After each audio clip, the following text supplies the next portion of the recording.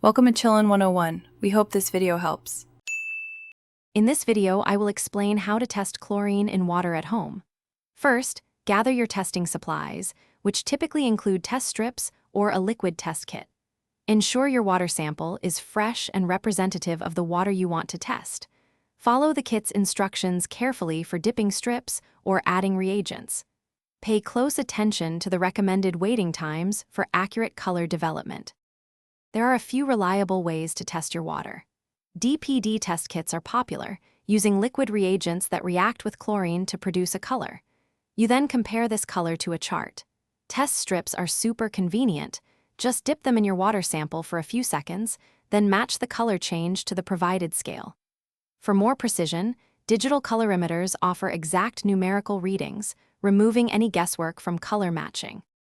Once you've performed your test, it's time to interpret the results.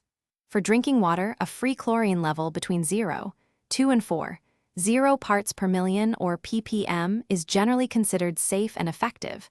If your results fall outside this range, it might indicate an issue.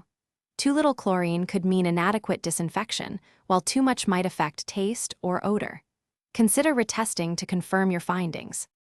Maintaining good water quality is an ongoing process. Regular testing helps you stay informed about your chlorine levels and ensures your water remains safe for consumption. If you consistently find high chlorine, a whole house filtration system or a point-of-use filter, like a faucet filter, can effectively reduce it. Remember to check the description for a link to those leak-proof meal prep containers and other great deals. Staying proactive with your water quality benefits everyone in your home. Thanks for watching. Consider subscribing if we helped you.